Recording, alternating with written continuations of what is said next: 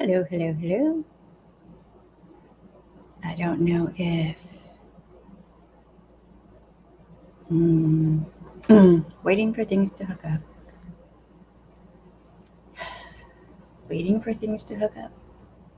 You can do it.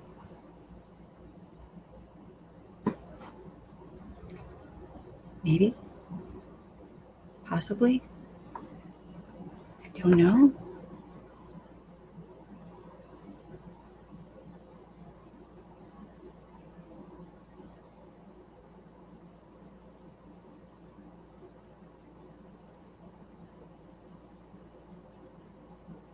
Hello? I have to see if the sound is... Hello? Oh, well then. I have to see if the sound is... Hello? Oh, well. No. Well then. Down. Damn. Where's the... Oh, there it is.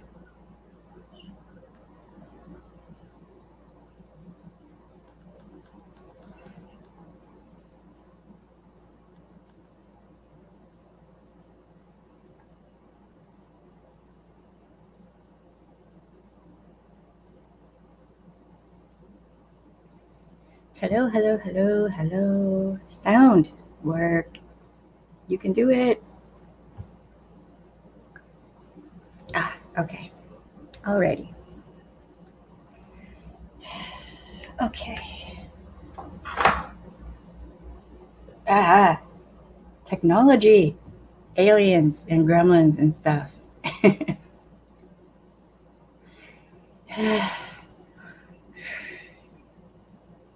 Technology is irritating. That is for sure. Hi, everybody. How's everyone doing? Let me say hi to everybody real quick. Light and Polar, hey, you were first on the stream. Hi. What's up? Northern Healer?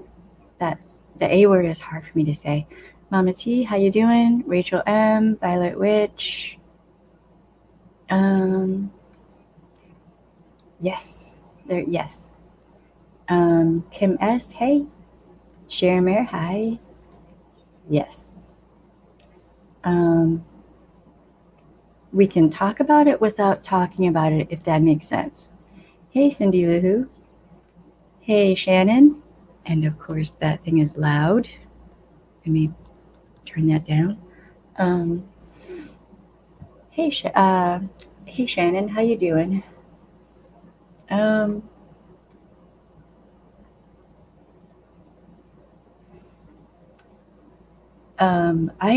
I've been running around like a chicken with my head cut off, trying to get stuff done, and then I realized I really need to dye my hair because on camera it looks like I'm blonde. In real life, it's a bunch of gray hair. It's a bunch of gray hair. I'm going gray, and I don't like it at all. Ah, Lord. Nope. I'm not ready to be a silver-headed. Not ready for that. Not interested. Although, if I let my hair go gray, I could dye my hair purple or whatever color, and I wouldn't have to bleach it. So I'm kind of tempted. Hey Hatter, how you doing? Hey Leanne, Hannah's Bananas. How y'all doing? What's up? Shannon, we still have to go to that speakeasy before, more plague happens. Because I got the dresses. And I think I have a couple dresses that might fit you. I mean, if you need them. Although you are taller than I am.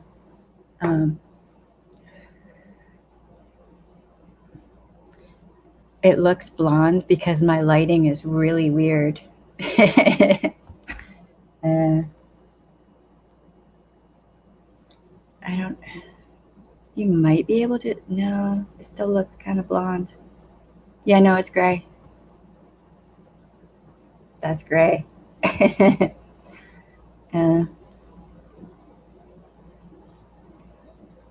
Wow, one white eyebrow. Yeah, my eyebrows are just white. You can hardly even see them.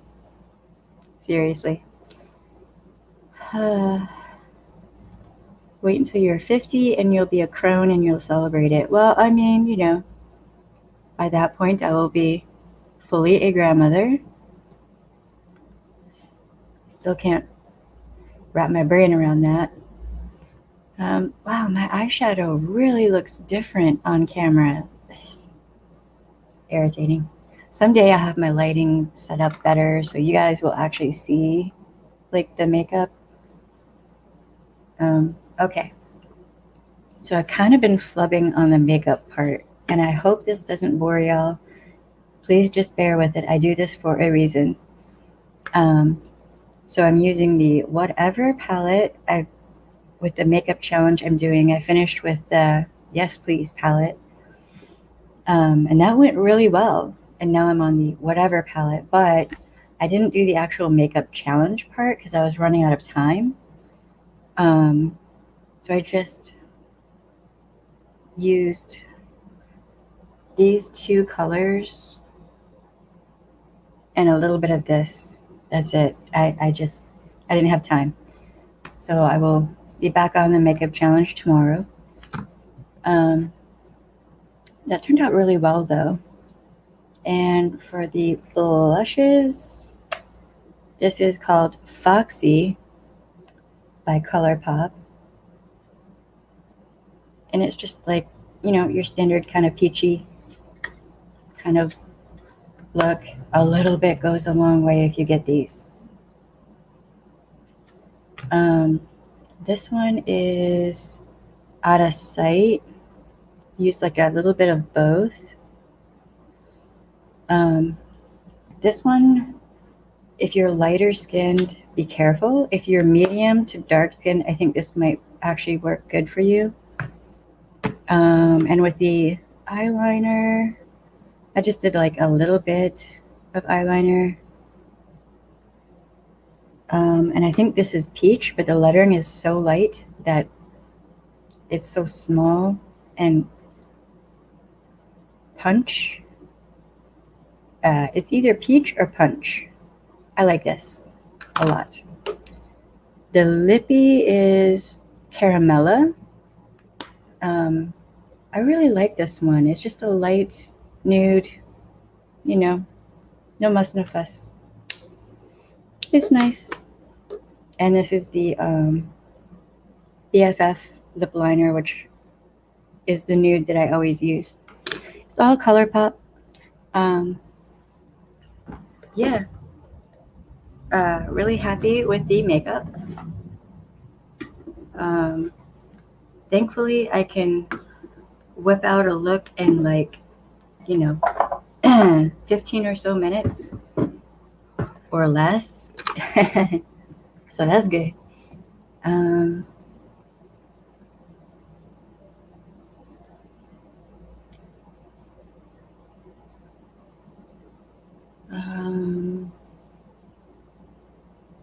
Oh no, that sucks.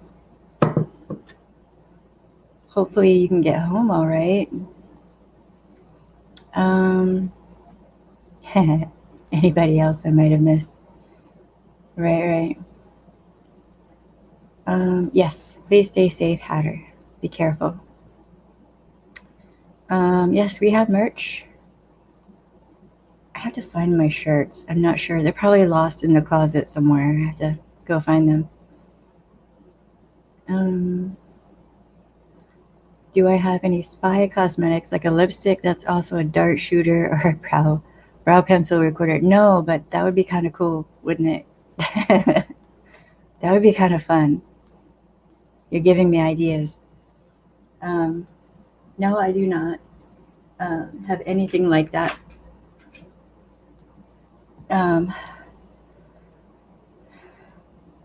It's kind of an interesting idea, though.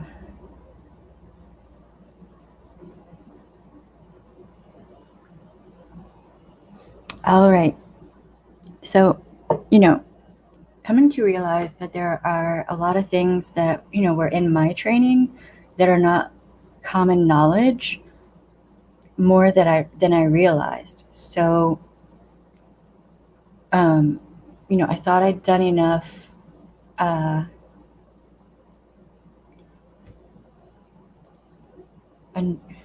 new release of merch. What?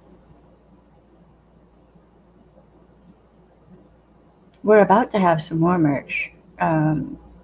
Hopefully, maybe tonight. I'm not sure. We'll see. But what was I even saying? Hold on, let me turn this AC off.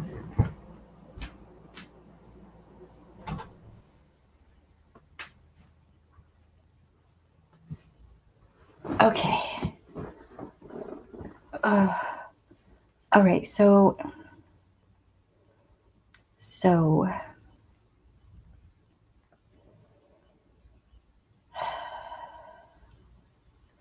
I thought I'd lay down enough groundwork for upcoming streams, but then I realized there's a lot of stuff that I had in my training that's not common knowledge, and I wasn't aware of this. I thought everyone knew about these things. So that's why I'm doing this stream. And I think it's really important that we talk about these things, because you see these things happening all the time. You just don't realize it. And I guess you maybe don't have a name for what you're seeing and understand the intricacies. And there can be a lot of nuance and context, right? All right. Hey, Sophie Queen, how you doing? It's good to see you. Hey, allegedly. Hi. You're good, allegedly. I just did the makeup thing, and remember, if needed, you can go back to the beginning, right? Or just, we're just talking true crime. It's okay.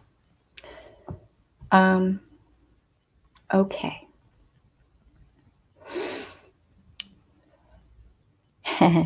On your phone, but I see y'all. Yeah, trying to tag everybody on a phone is really hard. I have a hard time with that too.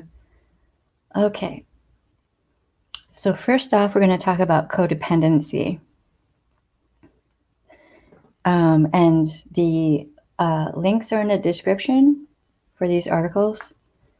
So this is from positivepsychology.com. Now, I'm not a psychologist or a counselor or a therapist, any of that, but in the work that I did, there was a lot of kind of overlap.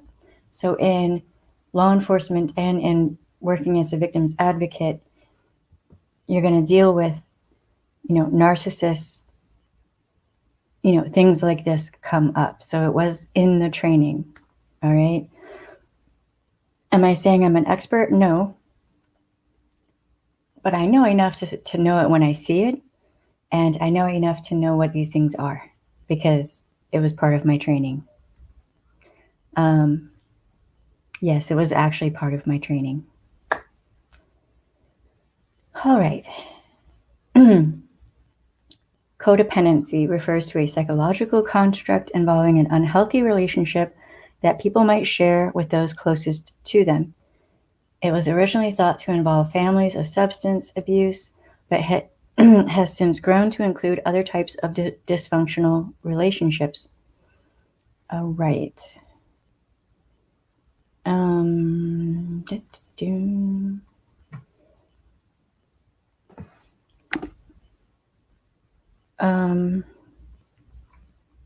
Modern understandings of codependency now refer to a specific relationship addiction characterized by preoccupation and extreme dependence, emotional, social, and sometimes physical, on another person. The concept of codependency does still apply to families with substance abuse issues, but is used also to refer to other situations too. The main consequence of codependency is that codependents busy taking care of others forget to take care of themselves, resulting in a disturbance of identity development.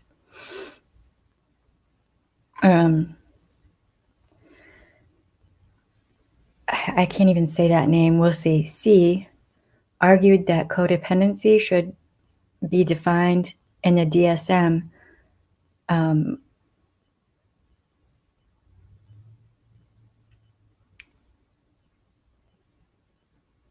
this is a weird sentence right here. Borrowing diagnostic criteria from alcohol dependence, dependent personality disorder, DPD, borderline personality disorder, BPD, histrionic personality disorder, which is a thing, and even PTSD.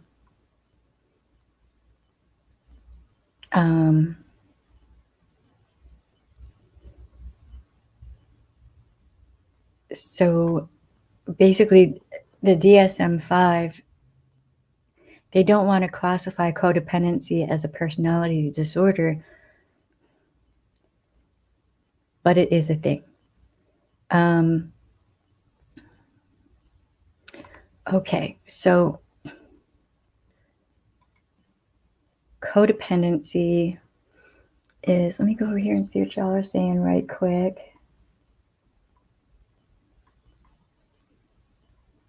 It's going to be interesting for me to kind of read this material and then come back to y'all. Thank you. There goes the chat. I also just studied codependent relationships and dynamics, says Selfie Queen. Right on. That's a good thing. I wonder what the difference between fear of abandonment is and this. I'm not sure. There might be some of that in with codependency. I can see that.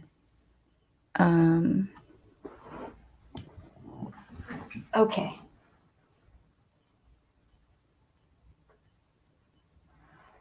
All right. So you have one person who is toxic in some way, right? And then you have another person who, loves and cares about them and wants to help them, right? And that can, if it's reaching a point of toxicity, but that they're still staying together, and this can be friends, family, coworkers. It can, just with any kind of abuse, it can pop up anywhere. Could be siblings. So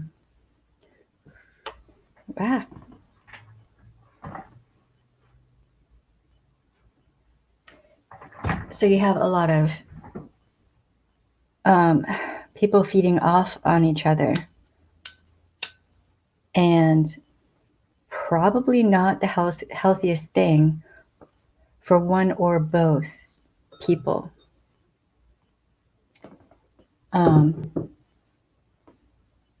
Okay.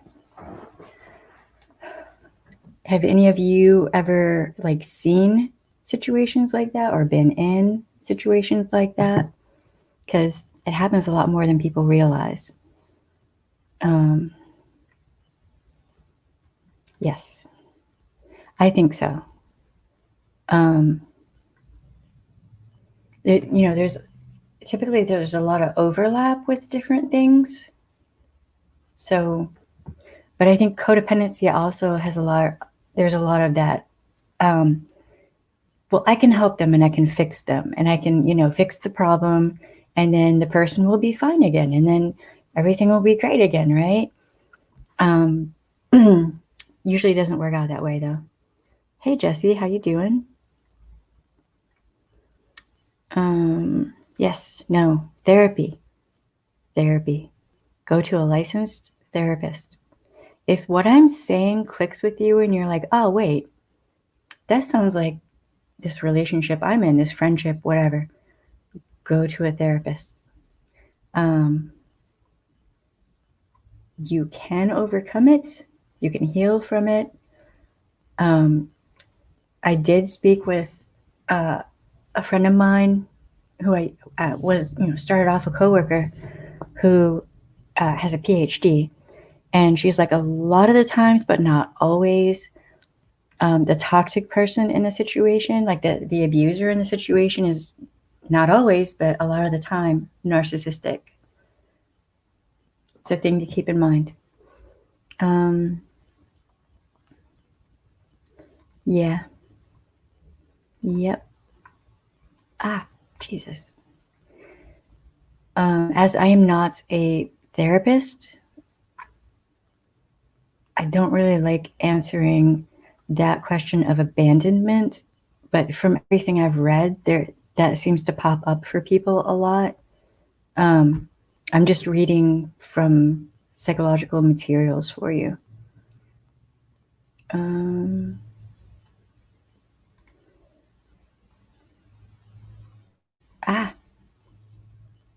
So the internet is being weird.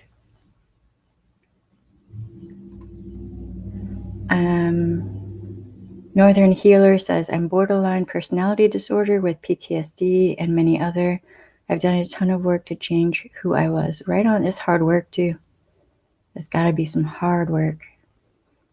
I studied all this in college and then again in training. Yeah. Yep.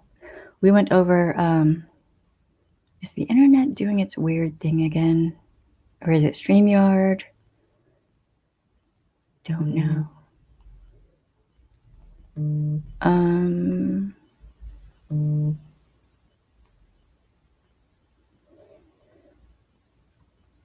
Hey James, how you doing? What's up? Right on. Have a good dinner. Enjoy your time out at the restaurant. I'm kind of a little bit jealous. Okay. Yes, that is. That's a lot of work.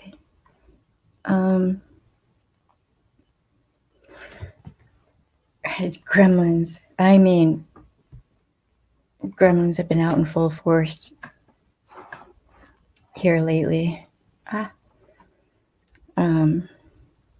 Electronics have been acting weird. What in the hell are you doing? Even.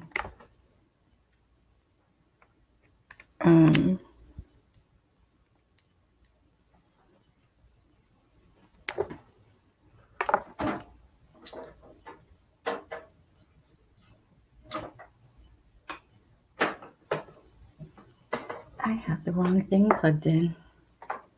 Because like you do.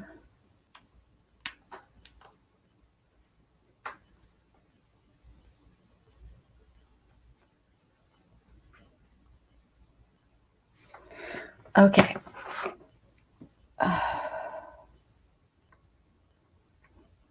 All right, so this can pop up in the weirdest places though, codependency. You want to fit in, you want to be part of that circle of family, friends, what have you. And that can kind of make you vulnerable to further abuse. Codependency is, it can be used by toxic people as a way to be abusive to people. Most definitely. Violet Witch says, my ex would get angry and not talk to me for a while. Then all of a sudden he will show up and keep me at his apartment for a couple of days. Then he repeats. Wow. Yeah, that's abuse. Yep.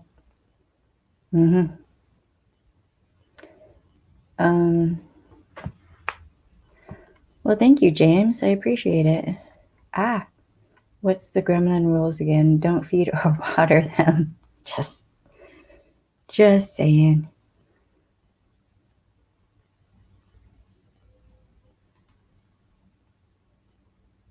The hell?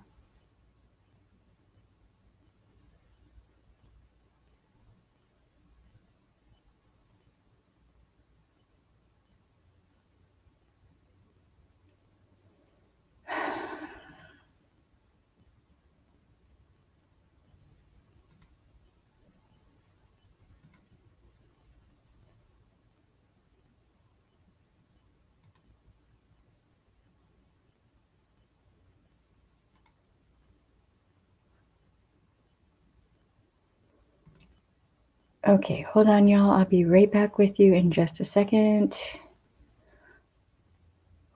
Wow.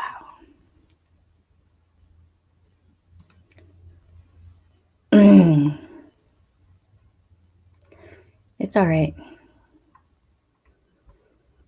Okay. Don't get them wet and feed them after midnight, right?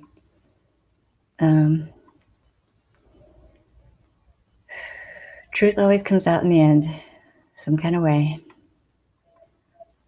All right. I hope y'all can't. What is going on? Oh, not again.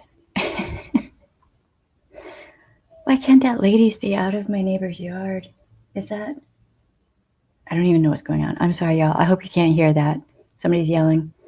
No water on Mogwai and no food after midnight and sunlight will kill them. That I might be a Mogwai. Although I mean, I'm really a night person, so I usually eat at night. Hey, Gwen, how you doing? What's up? I may pull you up on a panel. We can talk about this stuff.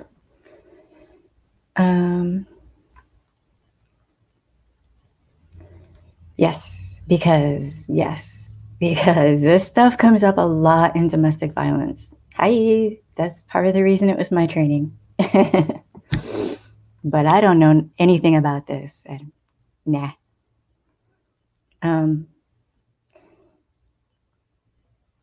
I got my voice back, and Violet Witch says I got my voice back and didn't respond to him because I realized it was a pattern. Yes, that's a very toxic pattern. Threatening you with that silence and hitting those buttons with the fear of abandonment, that is very abusive, very toxic. That is not right. Yes. Yep. Gizmo was adorable. Yes, but was it worth it? I'm not sure. I don't know. I mean, I don't know. Every once in a while, things get loud over here, especially when it's hot.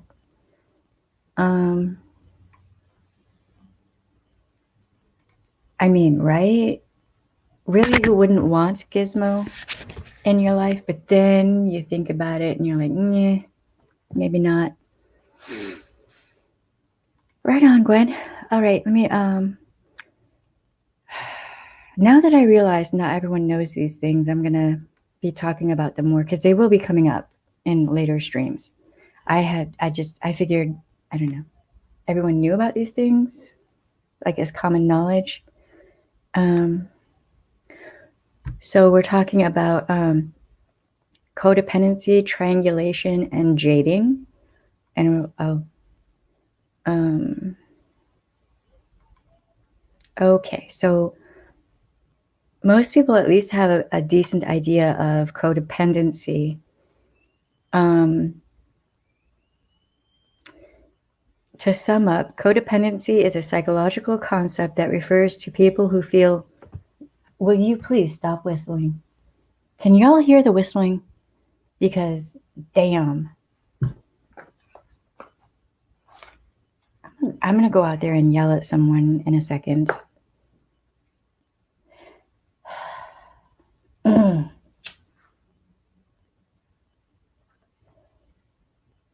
That is some ear-splitting whistling. I don't know if you can hear it, but Jesus.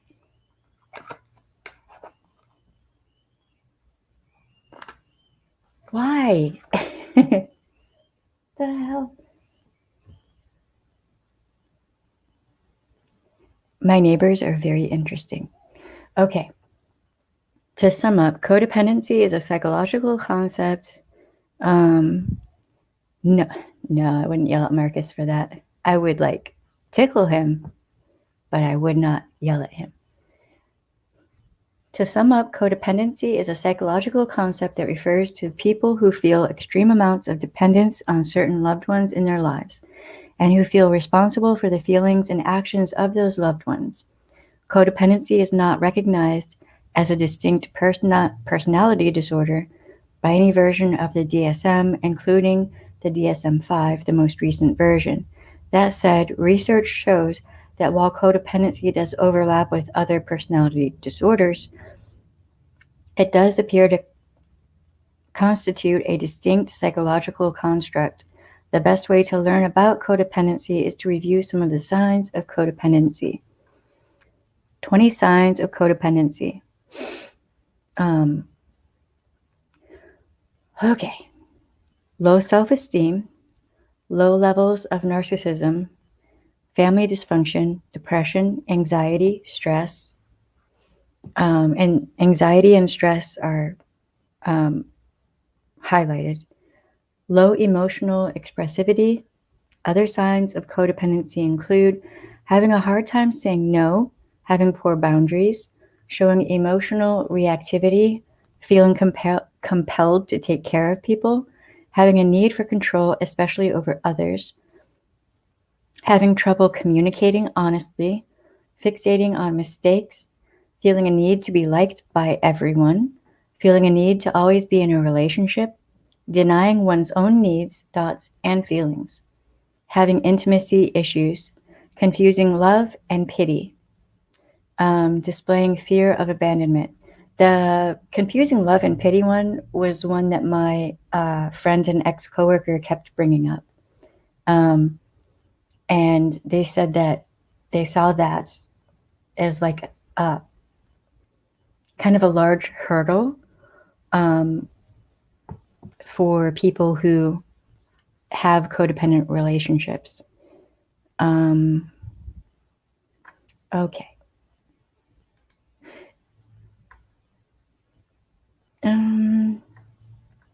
Let me catch up with the chat.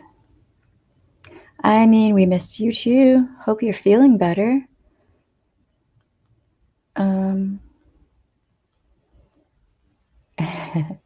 Let's try to talk Sharamir into breeding gremlins instead of piggies and see what happens. I live in New Orleans. I need to be closer just in case something bad happens. Like, I'll be the rescue crew.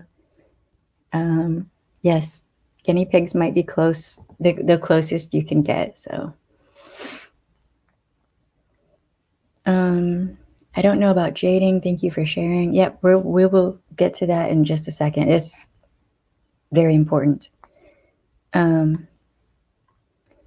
What kind of guinea pigs is she raising? She has a YouTube channel where she has videos of the guinea pigs, and they're so cute. They're so cute.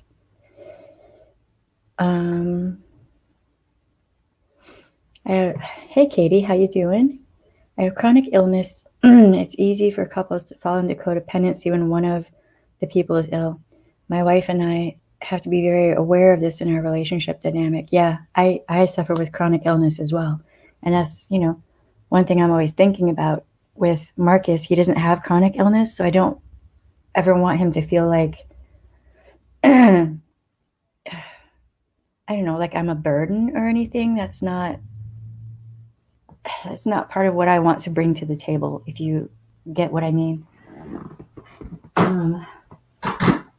So, when I'm not feeling well, I feel very frustrated with myself because that's chronic illness is just, it's a thing of constant irritation.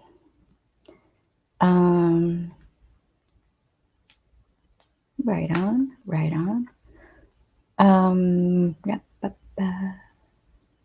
Yes, that's a natural thing to happen when you have a parent that's an addict. I've always felt an extreme responsibility to others' feelings. Yeah.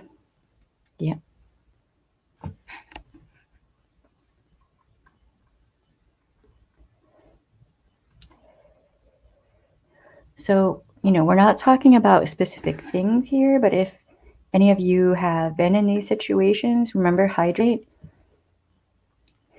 Deep, controlled breaths, control your breathing, right?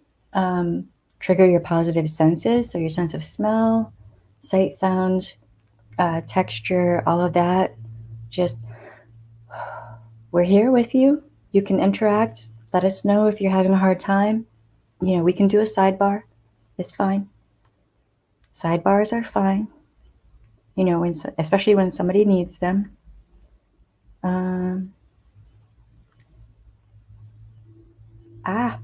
The chat just jumped again, like it loves to do.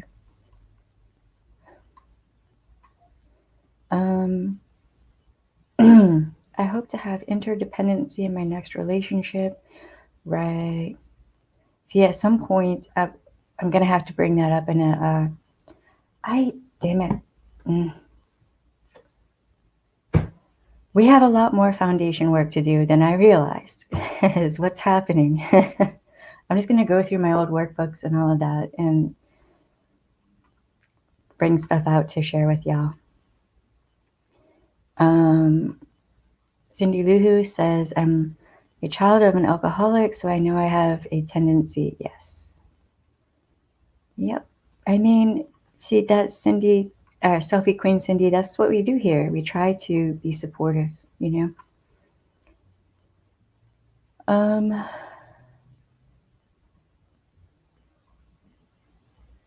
Yes, this right here, very important. That's important. That was one of the things that my grandfather kind of drilled into me is have a solid and positive relationship with yourself. Especially if you've been hurt, you need to get back into that self care and self appreciation, and you know, just love thyself, know thyself, love thyself. If you want to have a positive relationship, right? And you can't lose yourself in a relationship because that's never going to be a good thing, really.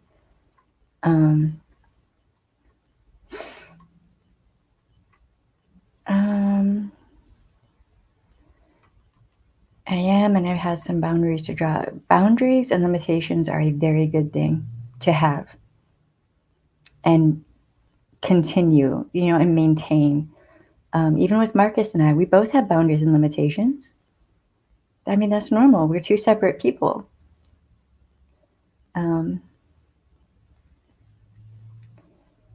Me too, and I'm finding some of the social relationships can get that way. Yes.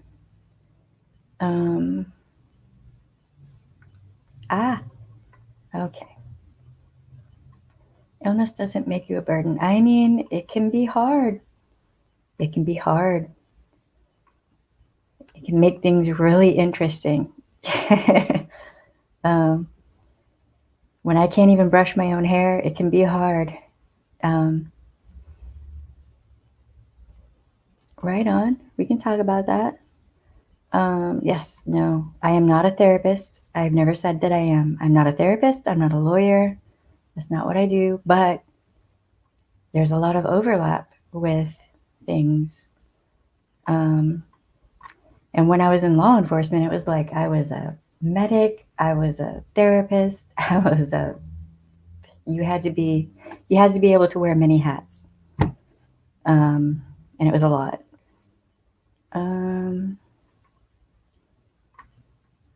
Yes.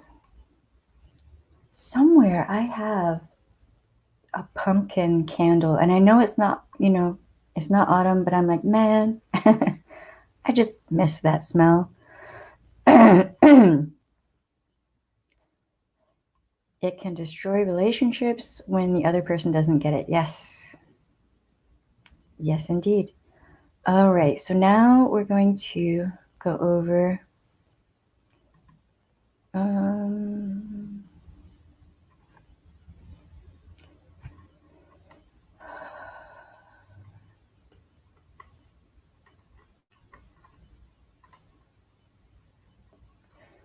I have so many tabs open.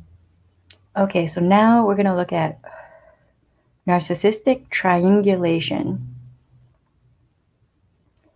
Hold on 1 second. Okay. Triangulation refers to a specific behavior that can come up within a two-person conflict or more. This tactic can show up in nearly any type of relationship between friends, family members, romantic partners, or even coworkers. Yes, that is true.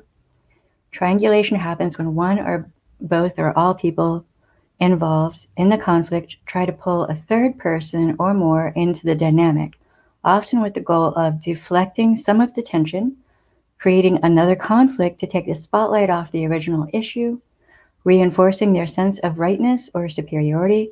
This is from healthline.com, by the way.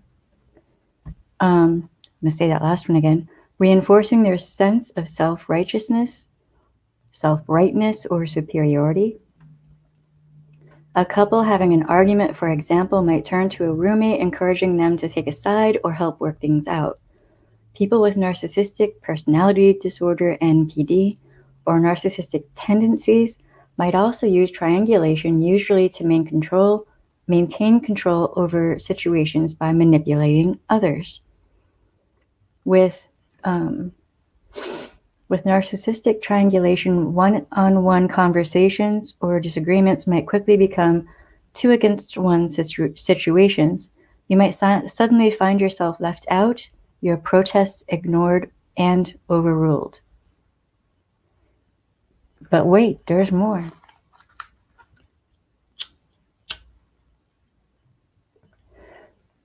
This manipulation tactic can leave you feeling off-balanced, if not more deeply distressed.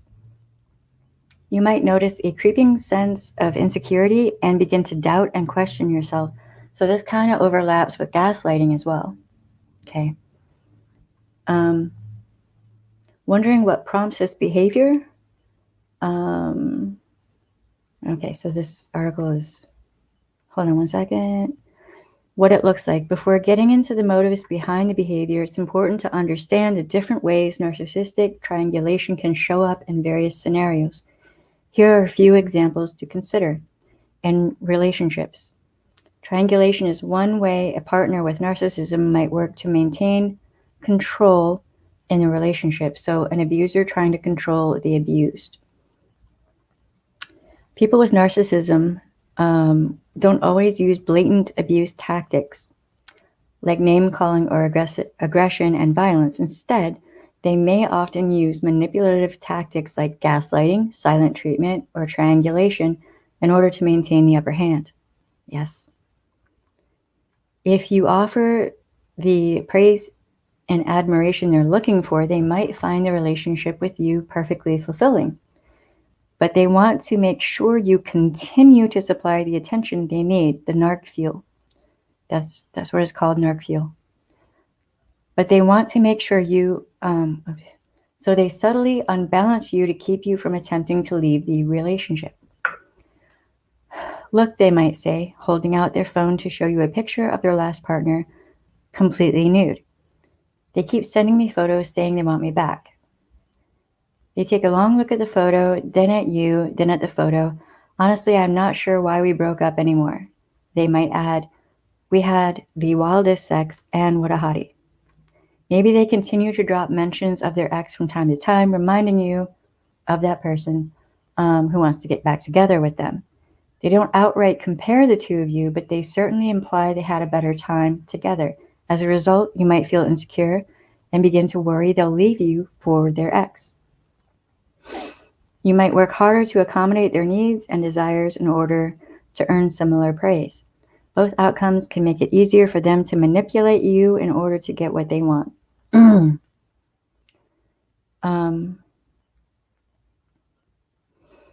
So with parents and children, the narcissistic parent might try to work to buy the child's love, offering treats the other parent doesn't normally allow, lying or manipulating older children to believe the fault lies with the parent who left, ignoring reasonable rules and limits set by the other parent. Yes, and there's more to that. We'll get there. Favored child or the golden child versus the scapegoat. A parent might also triangulate by playing children off each other. They might designate one child as the good child or the golden child, while the other serves as a scapegoat for wrongdoing and blame. The parent might alternate their attentions, occasionally elevating the scapegoat child and devaluing the favorite, thus keeping them destabilized.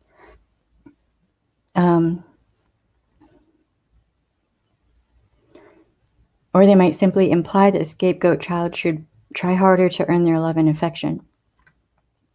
In either scenario, they typically give only one child positive attention at a time. The other child, feeling neglected and ignored, tends to work harder to earn attention by competing with their sibling or making a dedicated effort to keep the parent happy, or both. They never know when they might earn the love and validation they crave, so they keep working for it. Between friends and coworkers. And this can be, really toxic environments too. Ever had a friend who said you're my best friend one day and whispered behind your back the next? People with narcissistic traits might use this tactic regularly to keep people competing for their favorable attention. They might also temporarily elevate someone who seems better placed to help them get something they want, whether that's a job, recommendation, introduction to an important person, or something more tangible.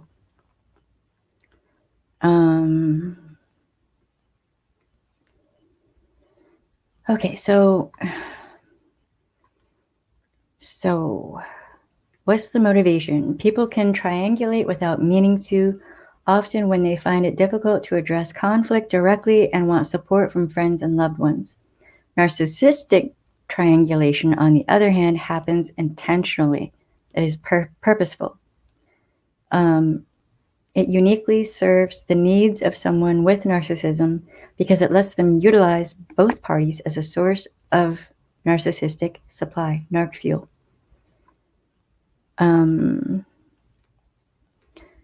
Narc fuel refers to the attention, praise, admiration, power, or a sense of specialness that people with narcissism need. Triangulation helps reinforce their sense of superiority and specialness while leaving others confused and unbalanced. Yes. This tactic can also drive wedges into relationship dynamics, allowing the person with the narcissistic tendencies to turn two people against each other and remain dominant. Very toxic. That is very toxic. I've actually seen this happen, and I was absolutely disgusted because it was kind of obvious what the people or person was doing. Pumpkin is so good. So good. Hold on 1 second. We have one more thing to talk about, and then I will drop a link for panel. Yep.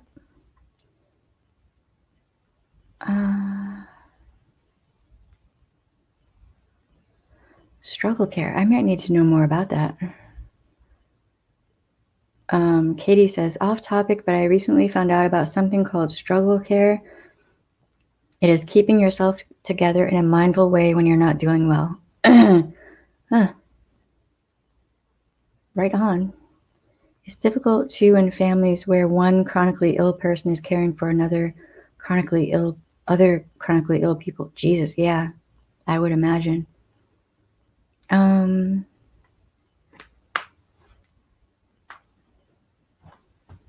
Yeah, we'll have panel in just a second. And there's one more thing I wanted to talk about that I've had a lot of questions about.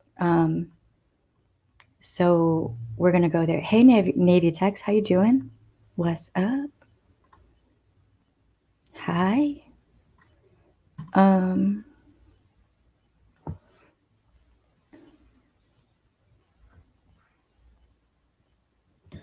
Okay.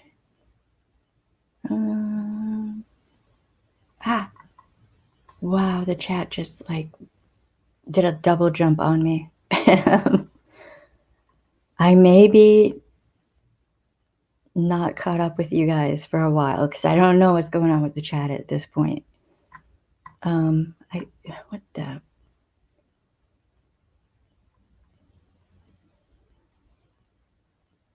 Yes.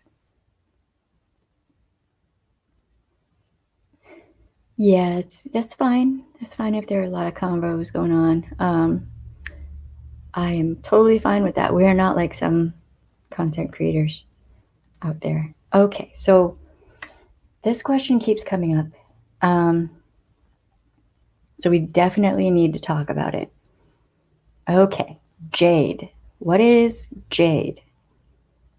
And this this article is also in the description link, or the link is also in the description. Okay, coffee, hydrate, coffee, hydrate.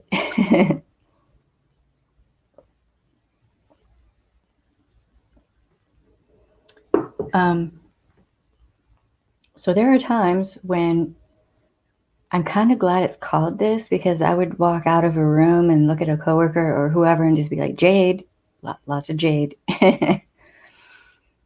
Okay, Jade. If you're dealing with a narcissist or a toxic person or a toxic situation, here's what you don't want to do. You don't want to Jade. You don't want to justify, argue, defend, or explain. I'm going to say that again. You don't want to justify, argue, defend, or explain. That toxic person is just going to keep on being toxic. Hold on, I'm going to talk with y'all for a minute. That toxic person is just going to keep on being toxic no matter what you say, no matter how many times you explain things. They're just going to keep on keeping on. You can explain the reality as much as you want. It doesn't matter. They're going to come up with their manipulations and deflections and all their excuses and all their bullshit. They're not going to stop. And this is why I haven't responded to certain people, because I will not Jade. The reality is there for everyone to see. If people choose not to see it, I don't know what to say, but I will not Jade. I will not justify. I will not argue. I will not defend, and I will not explain. Okay. To avoid circular conversations, don't Jade. Don't justify, argue, defend, or explain. Okay.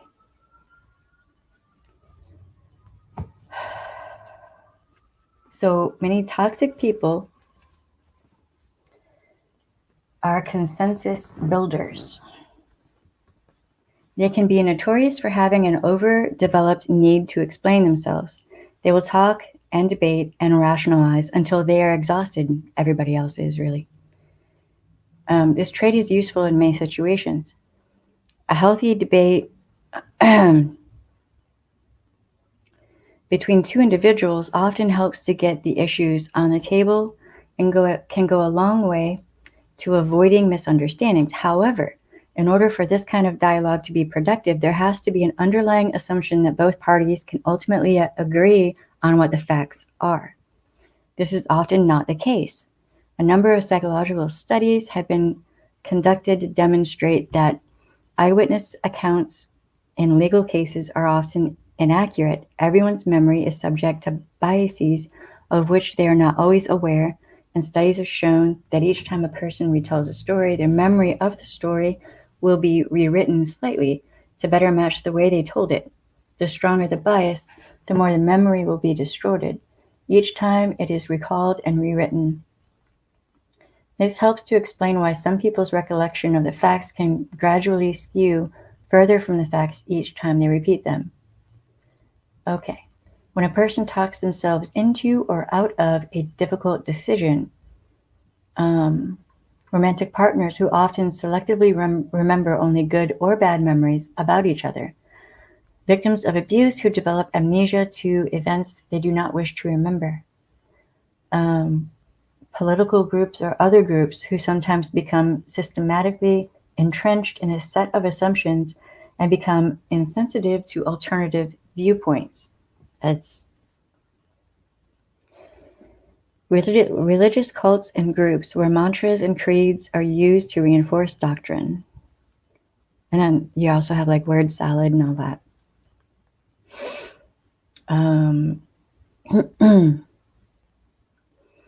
So with somebody who is narcissistic or toxic, if you're trying to debate or converse with them, or trying to figure out a problem with them and work it out, you're just going to have that circular conversation. Doesn't really get anywhere. We've seen recent examples of that. That's why I was like, nah, no more of that. I'm not going to Jade anymore. Um, um,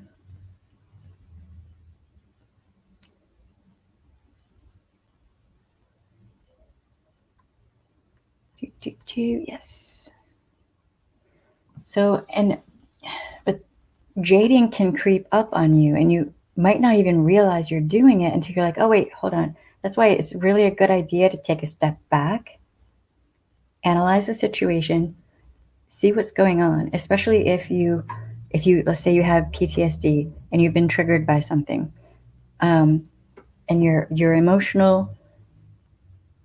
So then stepping back, calming down, triggering your positive senses and all of that can get you to think, is this, what is going on here, right? A lot of toxic narcissists, or just toxic people in general, would use these tactics to push your buttons and get you to jade, because then you're doing some of the work for them. And then they can come back on you and try to use whatever you say against you, right?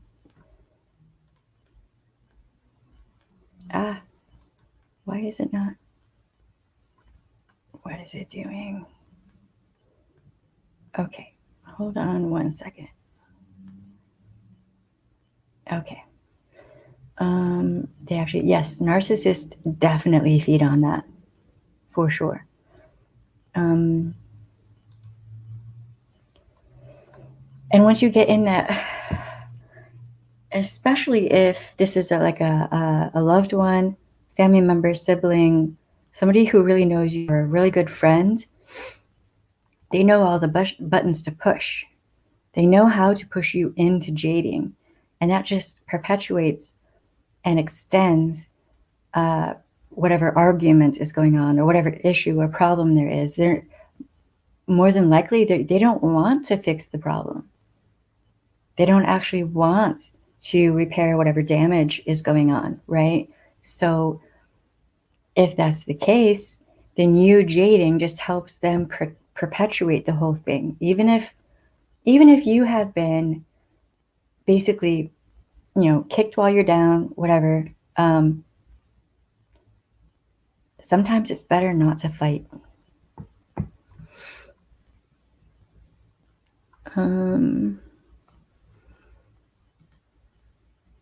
Yeah, Leanne says, yeah, this is important. If you're raised this way, you may pick up on that type of behavior, but without the same manipulative reasons, it's important to nip that in the bud. Yes. Which term? Because I talked about a bunch of things. Hey, Sherry. Oh, Lord. The chat just jumped on me again. Hey, Sherry, how you doing? What's up? Yeah, I mean, all of this, I'm just going to be straight with y'all. I'm seeing a lot of this shit going down right now. Why do you think I've just been doing what I do on my channel? This is why. There's a lot of this shit going on. Yes, it is. I think that's I think that is exactly the right expression right there. Okay, so I'm going to open up for panel. Remember, we're not saying, particular names on here. We're trying to come to a place of understanding, education. This might help you in relationships with friends, family, whatever, who knows. That's why we're here. That's why I'm here. Yes. Shamir says, Jade, don't justify, argue, defend, explain to avoid circular conversations. Don't jade. Yes. Chicken nuggets. Is it really chicken though? Soylent Green. Sheila says, "Hi Sheila, how you doing?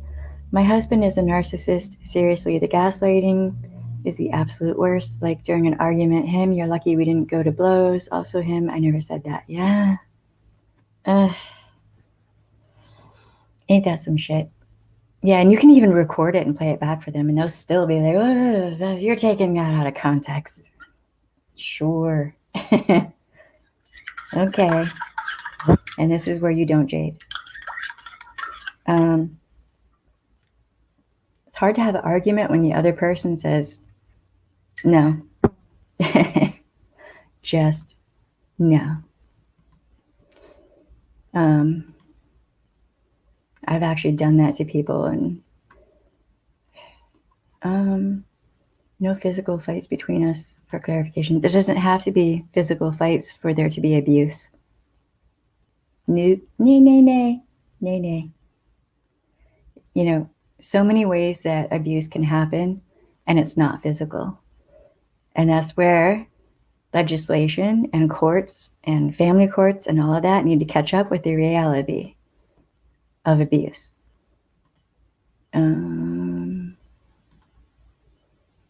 So like coercive control is abuse. Gaslighting, yep, it's abuse. Financial, social, all of that, you know, if they're taking all of that away from you, that's abuse. Forced defeminization, that's abuse.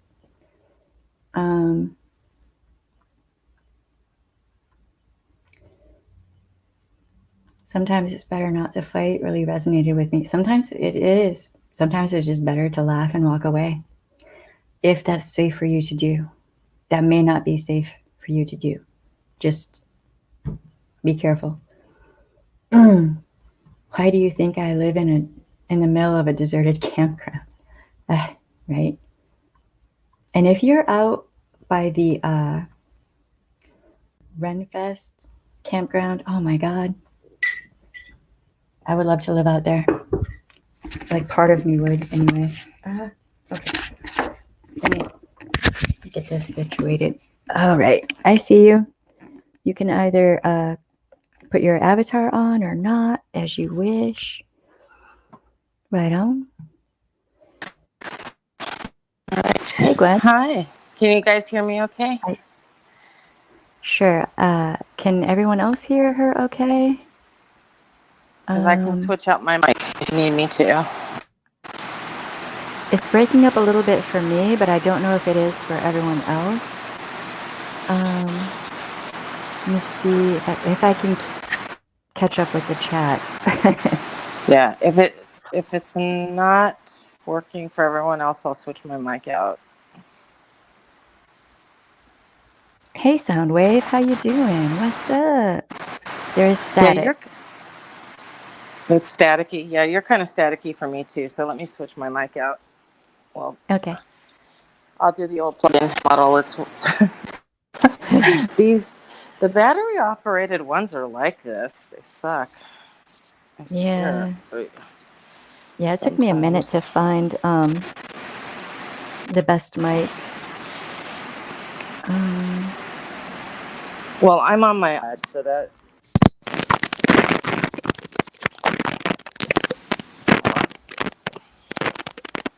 Can you hear me now? Is that better? Yeah, that sounds better to me. Let me see what do y'all hear. I have to look on the other thing. They're a lot clearer to me. It sounds clearer to me. It's still a little bit staticky, but way better. Yeah. Well, I'm in Mexico, so like Mexican Wi-Fi might have something to do with that. Right. Let me do something real quick. I'm going to mute myself and see how you sound. Okay. Do I sound? La la la la la.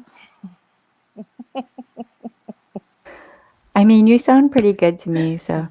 Okay. All right.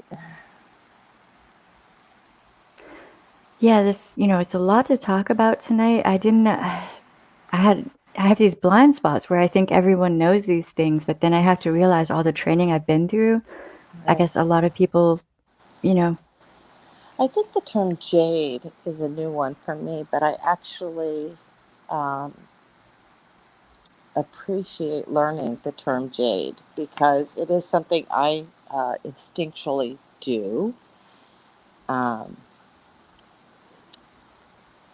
but that's only because I've learned to instinctually do that with people that are really toxic and that are narcissists over the years. Um, but that's from having years of practice. That's from having two narcissistic parents, and that's from having a narcissistic ex-husband, and from dealing with, um, you know, being a director of a drop-in center for adults with mental illness. So dealing with a lot of toxic people, um, that I've learned over the years how to hold that boundary and just not engage in that way. And so I recognize immediately when people are trying to move into that circular argument with me, and I can see that that's going to start going circular, and I'll just hold that boundary and be like, yeah, no, you know, like Yeah. Yeah. this isn't going anywhere, and I'll hold my position, and I know that there's no resolution coming, you know. Um, and it's funny that this conversation came up because that when I said I was setting boundaries this week, I literally just had this experience this week with someone and had to kind of do that. And um, it is exhausting, emotionally exhausting to have to deal with that with someone. Because you do kind of have to shut down a part of yourself that cares, you know, and I'm a deeply caring person. So I have to shut down that empathetic part of myself that wants to care about that person, but I also know that I can't fix them. I, there is no resolution, and that really all they want is more toxicity, and and that's really the truth of the matter. You know that nothing I do is going to change the circumstances of that, and it doesn't mean that they're a bad person. It just means that that is their own thing to overcome and deal with a professional, and I'm not that professional. You know what I mean? Does that make sense? I hope. Yeah, it's that definitely makes sense. Man, I can't even tell you how many times when I worked in law enforcement or in the victims advocacy, and working security and all of that. I can't even tell you how many times a lot of the um, reason I was even there was because a toxic or narcissistic person, they go through cycles of abuse, right? Mm-hmm. And that abuse escalates most of the time, sometimes to the point of violence, right? So, um, and when they would come at me with all these justifications and deflections and all this and that, and thank God for my training, um, because I got to the point where I could see a person who was going to do that as I was walking up to them before I even started talking to them. Like the body language, the facial expressions, all of that spoke volumes to me. Like I knew it Right. was coming, you know? Right. And, that's part of what I was there to do, was to help people and was to help fix the problem or the situation, which really I wasn't going to be able to do. Right. That would take years of therapy. If, like, expectations are placed on people who work in those positions that are just unrealistic, really. Um, you just basically put a band-aid on a leak and a dam and hope for the best is what you do. Right. Um, Right. so, it would be cheaper if there was easy access to therapy for people like this, and mandated you're going to therapy, right?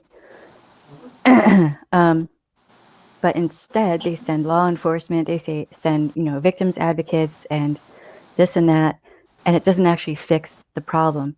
So now, with my last experience with this type of situation, I've come to understand that I'm not going to Jade at all for anyone at all. Ever. Yeah. Yeah. It I'm. is, I'm. I'm not willing to either for anyone. yeah, I mean, if I wouldn't do it with my own parents, right? And I went no contact with my own parents because I was not willing to jade. I'm certainly not willing to jade with anyone outside of my family circle. So, I don't jade with my children. I don't jade with my parents. I mean, so if I have that boundary in my life, then I certainly am going to have it with a perfect stranger, or not even a stranger, friends, anyone else. Like, it's just not going to happen.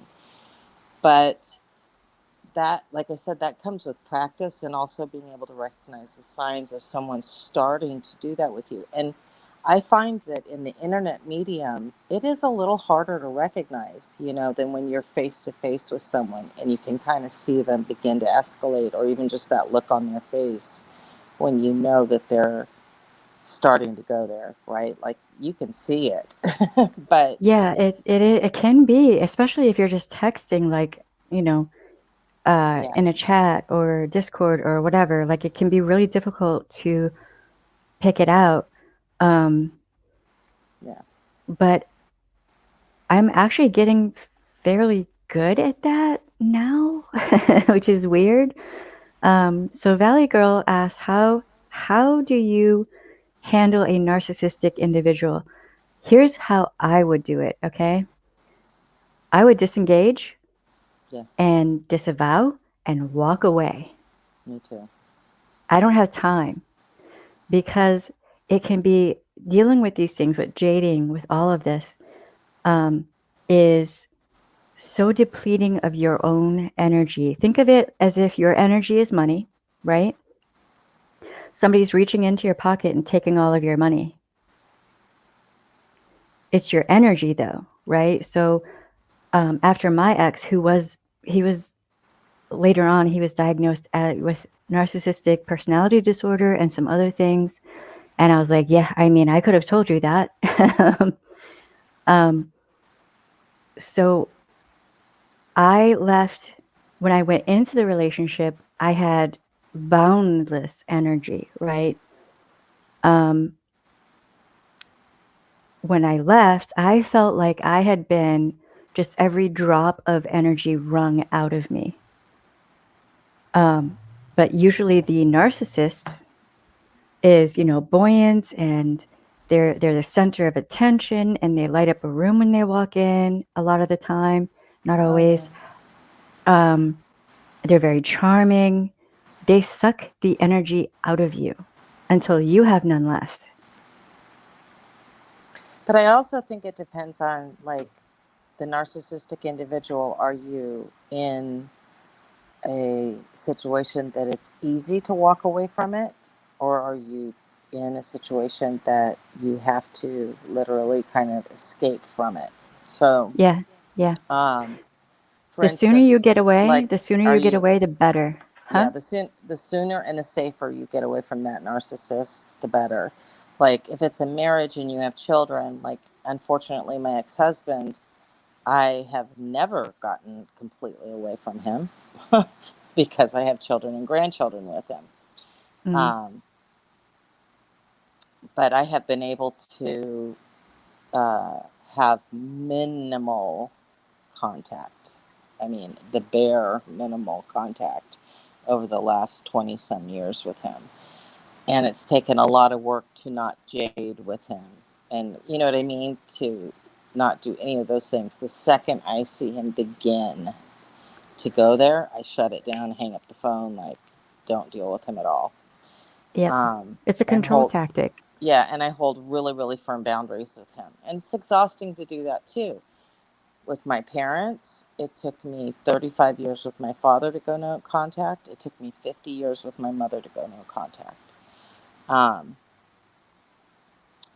had I think had I had better therapists, it would have been a lot quicker. But Yeah. I it's it's a process, and learning about those things, and being stronger in yourself to where you feel more prepared to do those things, and understanding narcissism takes time. It really does take time to get it.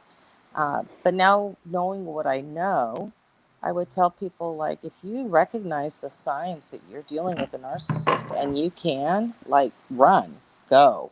get the hell away from them. And Mm-hmm. and when I say zero contact, I mean zero. You can't reason with a narcissist. So don't try and go back and fix anything. You're not going to get closure. You have to get your own closure. Don't try and get closure with that narcissist, because it's not going to happen. You have to create it for yourself. That's the biggest mistake. Everybody says, "Oh, but I need closure." No, no. No. The best closure you can have with a narcissist is going to your therapist and just talking it out, ranting and raving, okay? Absolutely. And just letting yourself vent there in a safe space. It took me, oh Lord, I went to 9 or 10 different therapists before I realized that what I needed was a woman therapist who was queer friendly Mm-hmm. and who understood a lot of the things that I'd went through Yeah. with my ex. And it was very particular. Took me a minute to find that right person, but I did. And once I did, oh my God, the difference was night and day. She was phenomenal. I'm still thankful for her, and I pray for the best for her, because I swear to you, the first session we did, I walked out feeling like I'm not a lunatic. Thank the Right. gods, Right. because he was so good at manipulating anything and everything, and the gaslighting was so extreme that it was stunning to me. So when she just taught me how to trigger my positive senses and all these other things, and asked me basic things about myself, and was like, answer them like right off. Don't think, just answer. And she's like, those answers you gave me are you. He said they are not you, but they are you. So just that validation, um, that normally I would not have needed. Before him, I would not have needed that. After him, I needed that, because that's what abuse does. They wear down, every aspect of strength within yourself, Yeah. you I know? think part of my issue too is that because I was raised by two narcissists, and then I went from that and married a narcissist, that it really took me until I was 35, I didn't even know who I was. Right. I So, had zero sense of self. right. And that, And that takes a while to, I've seen yeah. friends who've gone through that. It's hard. Valley Girl asks, so you can't ever have a healthy relationship. That is not true. Oh You no. can. You Yeah. can. Absolutely. I've been with my partner 22 years, and it's an incredibly healthy relationship. Yeah. But you have to, A, know who you are, and B, you have to be a clear communicator and be with someone who is a clear communicator, and Yeah. And be willing to do that with each other. yeah, and communication should be talking with, not Yeah, talking at. Right there. absolutely. There's a difference, right? Yeah, Um, yeah. And I can tell you can that we don't fight. 22 years, we do not fight. right. We, yeah. Um, can can wait? Hold on. Okay, I'll get to that question in just a second. You Ooh. can when the narcissist realizes their problem. Most narcissists will not realize their problematic behavior. Some will, but that's rare, very rare. Hmm. Um, okay. Well, I did. Okay, I this I kind chat of is want to insane sometimes. I What? kind of want to Soundwave Blue. I kind of want to challenge that a little bit, because they may have narcissistic tendencies and may not be truly a narcissist. Like, Yeah, that can happen too. Yeah. because a lot of us who were raised by narcissists can take on the traits of the narcissist that we were raised by, and then we have to unpack those traits, and so we can realize that we have those problematic behaviors, and then unpack Mm, those traits and those behaviors. yeah. But that does not make us narcissists, and that's different than actually being someone with narcissistic behavior disorder. But Right. someone who truly is a narcissist never realizes that they have a problematic behavior. They may pretend to realize they have a problematic behavior and can behave themselves for maybe 3 to 6 months, and then they will fall back into that behavior.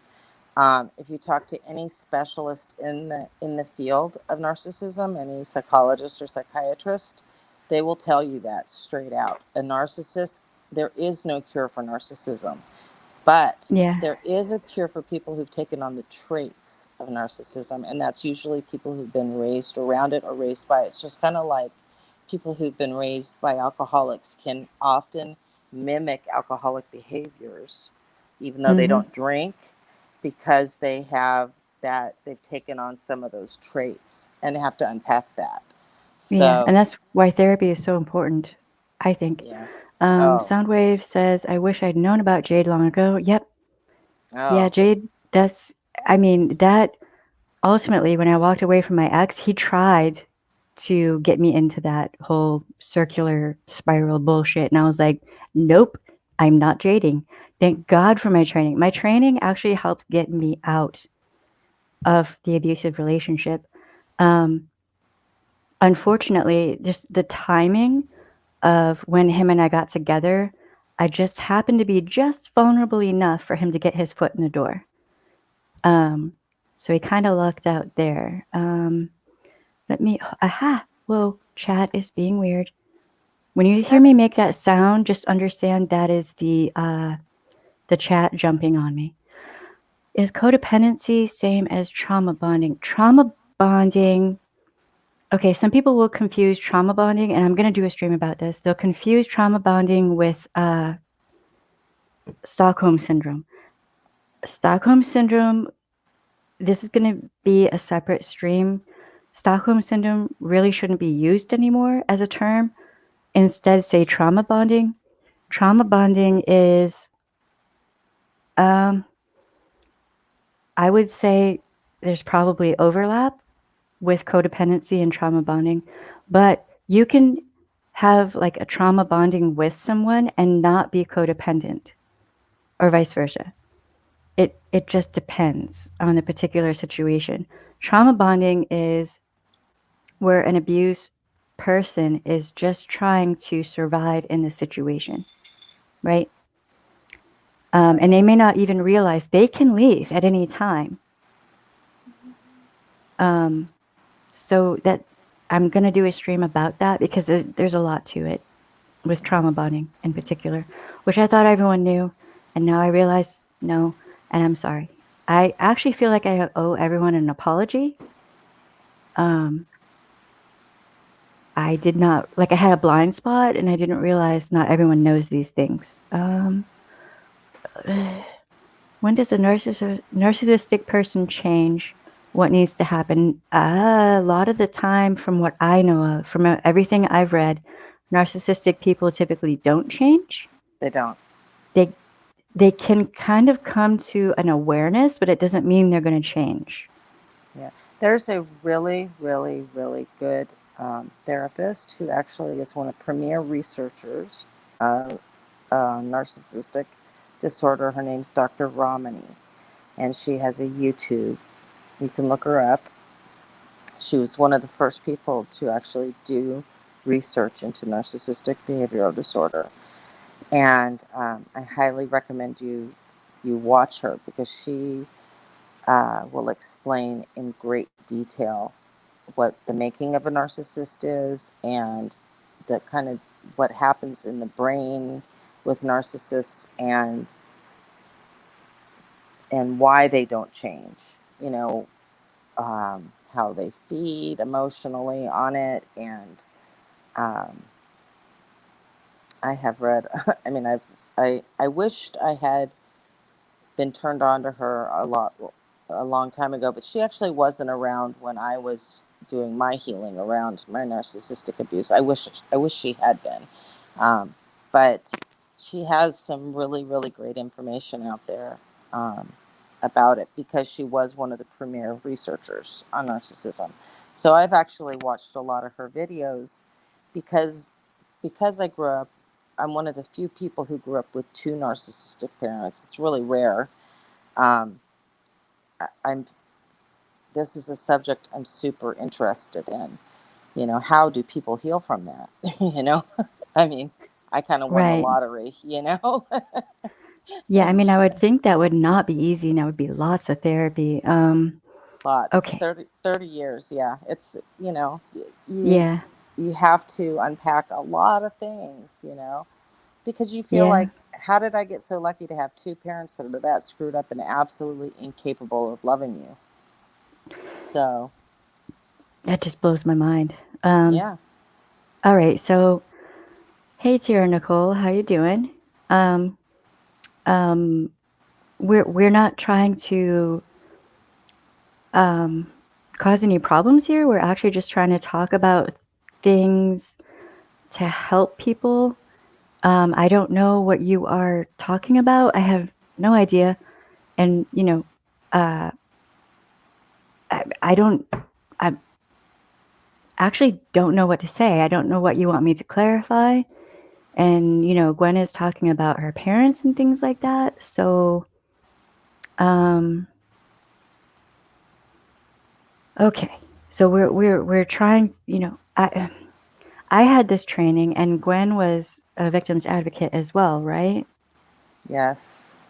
Okay, so in effect, we've both probably had similar training, more than likely. Yeah. So, we're just trying to put things out there for people to help. That's what I'm here for. That's why this channel exists. Not trying to tick anyone off. Certainly not trying to tick you off. I don't even know what you're talking about. I don't know what's going on here, is what I'm saying. But if you're having a hard time, we're here for everyone. Whoa, my son is a narcissist and a police officer. Oh, that is a really dangerous combination. Yes. Yeah, I saw that, not in my department as much, but in like other departments, and it was always creepy and not good. Share Mare, common signs of trauma bonding, protecting the abuser. Oftentimes, the abuser will have their own serious mental health issues that they are struggling with. Yes, that is true. Yes. That's part of it. Don't worry, we're going to do a stream about that, because I realize there's a lot that I still have yet to cover. And James is back, and he's still on mute. Right on. We're here. When we were talking about codependency versus healthy interdependency in relationships, I just wanted to talk about this as a sidebar really quickly with chronic illness, Shelley, because my health situation, and I have a caretaker too who's my partner, but she is 12 years older than me. And, I worry about that too. And I recently had a mini stroke about a week ago. And she had to catch me so I wouldn't fall. And I worry about that too, about being a burden. But I realize that is my worry, and her and I've had a lot of conversations around that, where she's assured me that is not a concern of hers at all. And because one of the first things we talked about was that my need was for her to always prioritize her self-care. And so we always talk about that being a priority, that she Right. always prioritizes her self-care, and that if it ever gets to be too much, she will articulate that to me, and then we'll move on from there. So I just encourage you to not do that to yourself emotionally, that you two always be really open in your conversations, and you don't beat yourself up too hard. That's healthy interdependence, instead of beating yourself up. That's my advice on that. Yeah, I mean, it's easy to do. I saw what my mother went through. My grandmother, she took care of my grandmother and refused to put her in a retirement home. Just flat out refused. It's a thing with my family. We don't do that. Mm-hmm. And it was so hard on my mom. And my mom, of course, didn't tell me what was going on fully. So I didn't move up there to help because that whole Irish, we're strong, we're Scots Irish, we can do anything, handle anything. And I was like, really? No. And she, for I don't know how many years, just put off her own self care. And I was like, man, you should have told me because self care is so important, especially with chronic illness. But then, of course, I didn't tell her what was going on with me. So we're both trying to be strong for each other. And in effect, we're both kind of shooting ourselves in our own feet. You know, Yeah. it can be so hard to communicate sometimes. But you know what? Communicating in a positive way with each other, not at each other, like working with each other. 9 times out of 10, it's always going to make things better.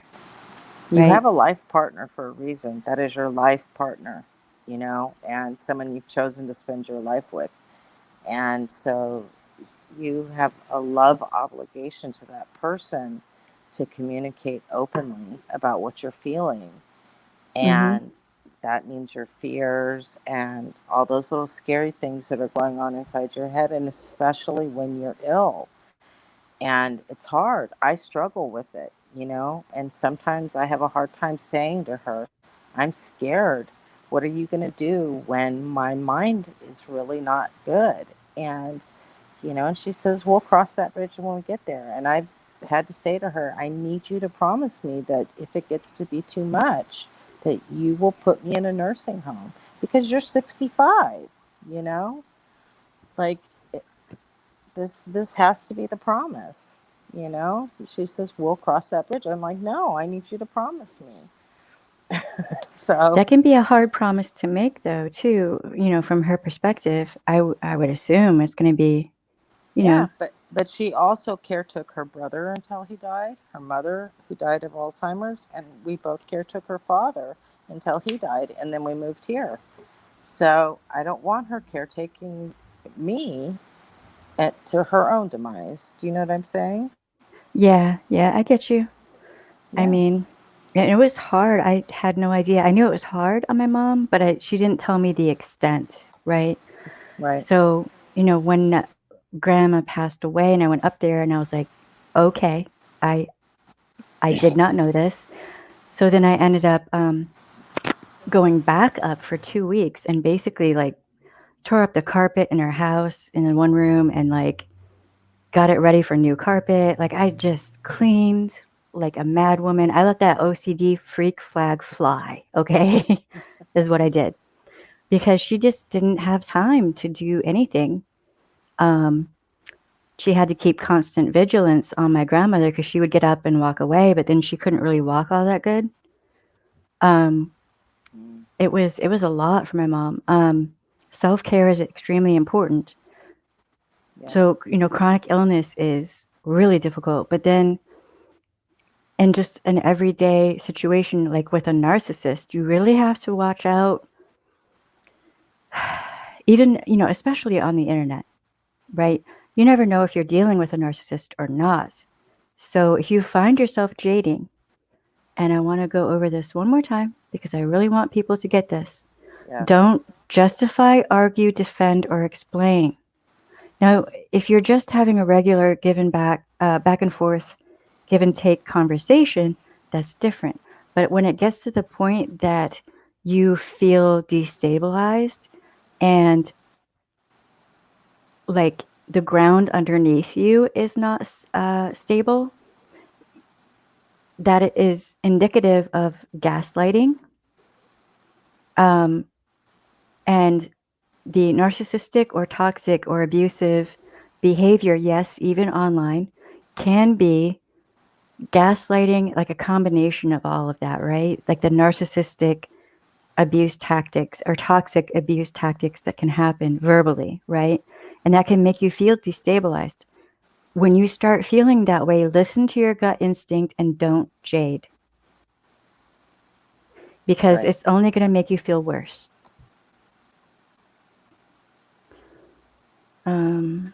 Well, and it is it is so circular. It will not end.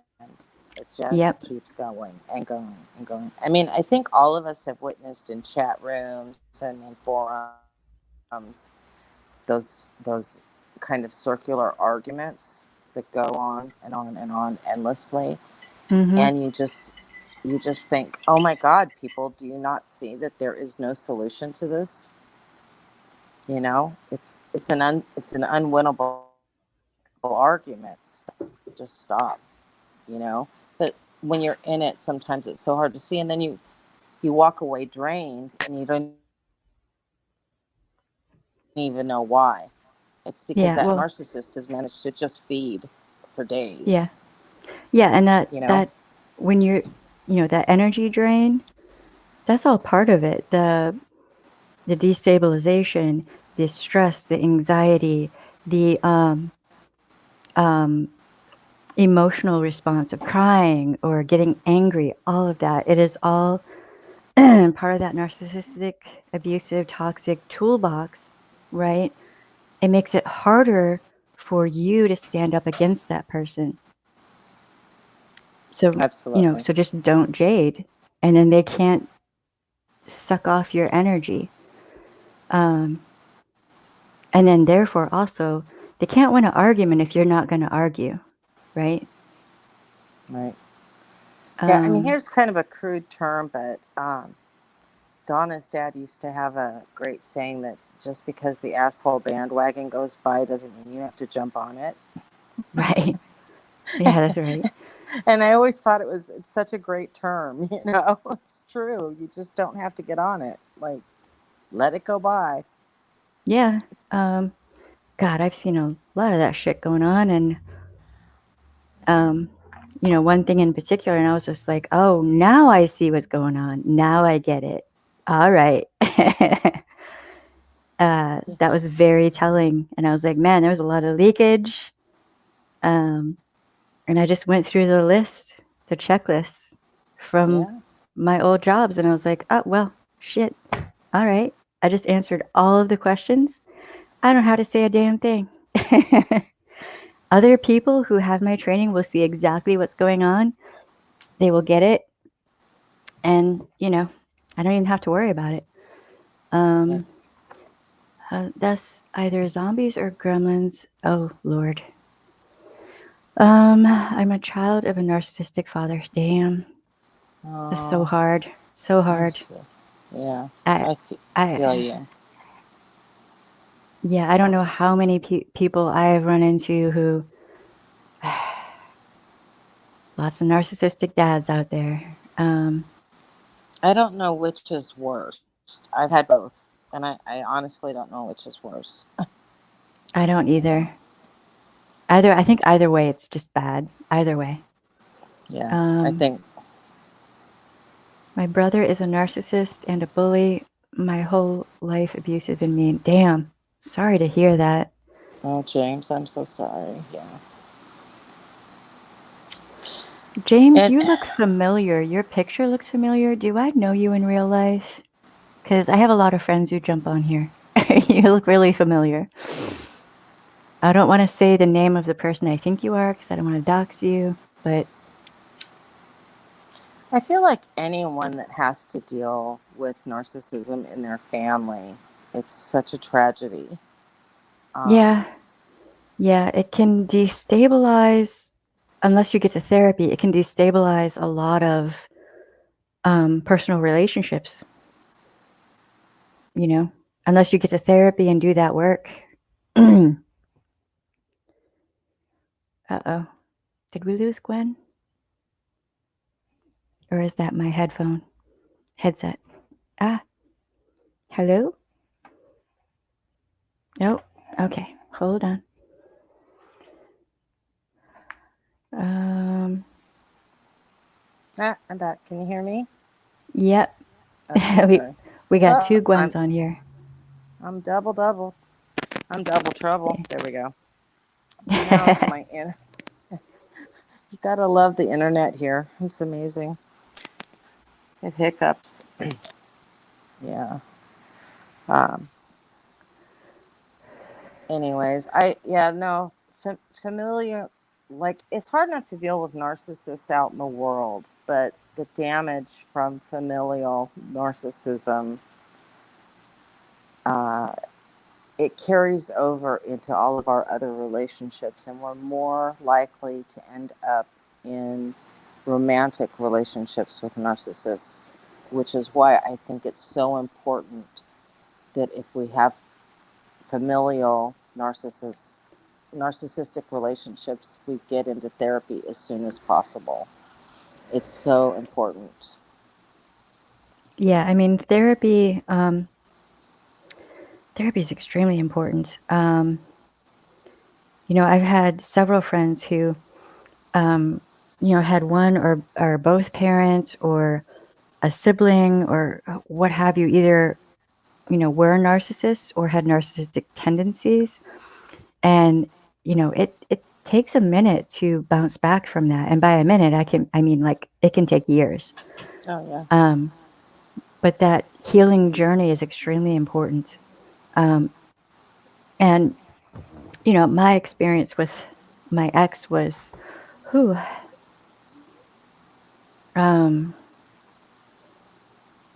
hold on one second.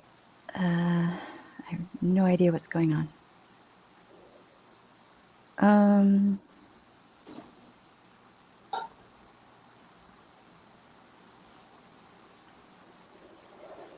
Okay. All right. So, wow. Okay. The chat.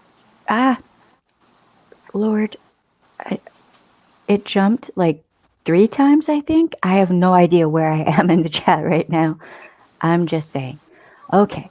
So with jading, I'm noticing that it can be extremely easy to fall into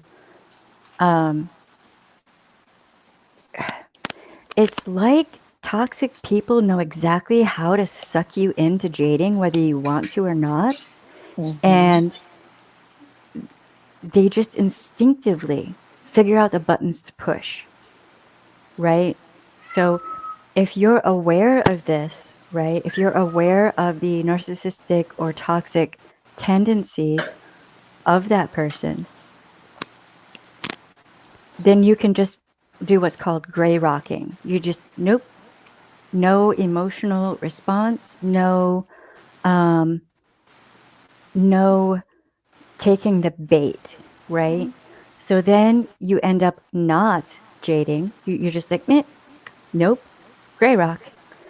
I'm going to do a stream about gray rocking in particular because I think that is really important. I'm going to talk again about jading and all of that stuff.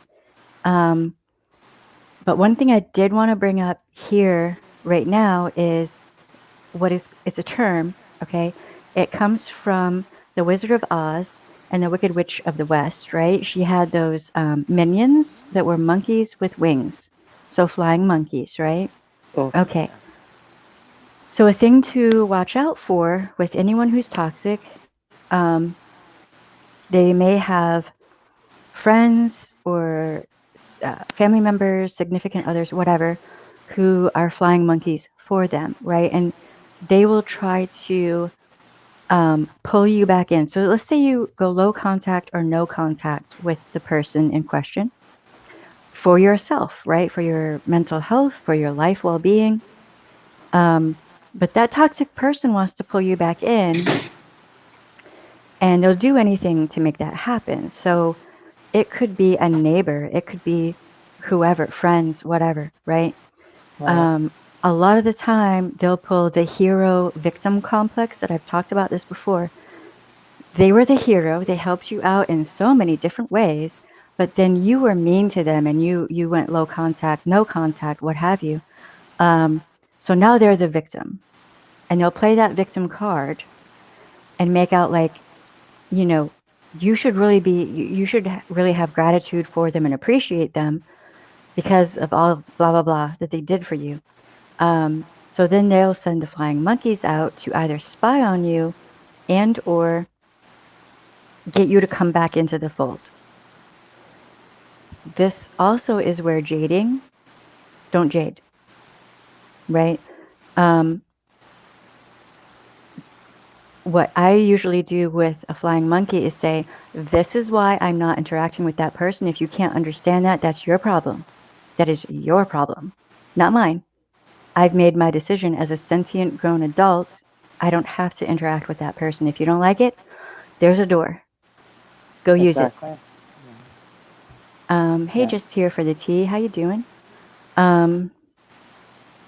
Oh, gray rocking is a tactic that some people use when dealing with narcissists. Yes, and we're going to talk about gray rocking and all that. I'm sorry I did not cover this stuff before good enough. I thought everyone knew these things. I do apologize.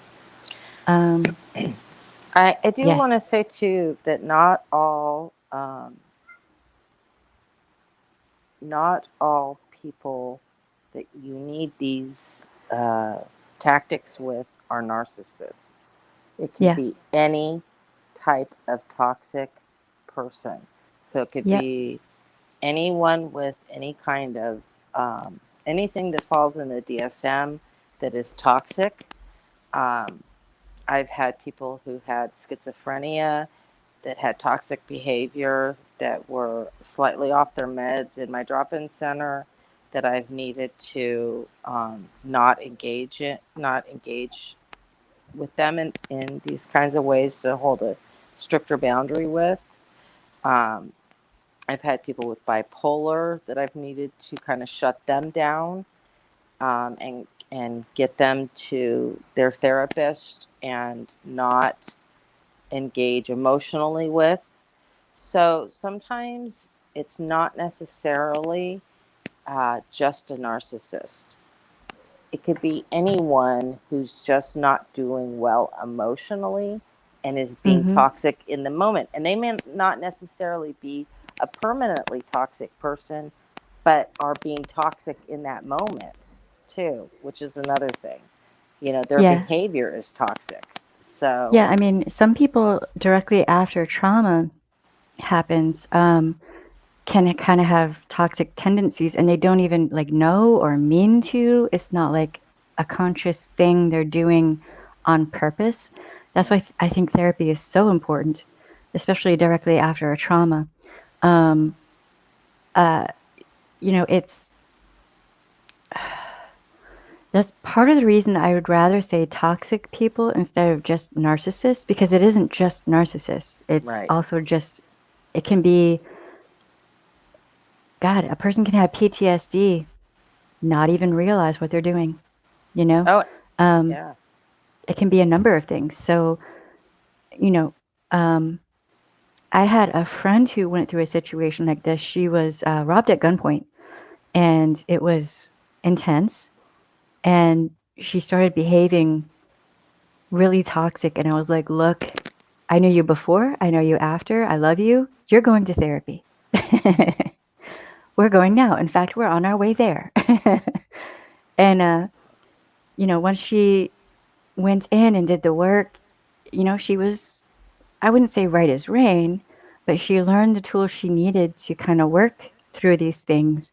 And um, yeah, trauma therapy, grief therapy, what have you. I wish it was more accessible for people and not so expensive.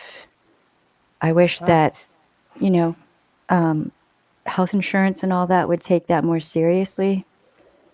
Um, Thankfully, I knew, working as a victim's advocate, I knew what resources there were for her out there. right. But yeah, it can be either the way a person just is long term, or it can be kind of something throws you off whack. It depends on the person and the situation, etc. But I'm seeing a lot of shit on YouTube and just on the internet in general. I'm just like, wow, that's a whole lot of toxic right there. Well, I honestly believe, I mean, well, two things. One, I can tell you that in my early 20s, I was an incredibly toxic human being. I was, because of my PTSD, because of the way I was raised, and I had not had any therapy, I I was an incredibly toxic human being. And it took therapy to pull me out of that toxicity.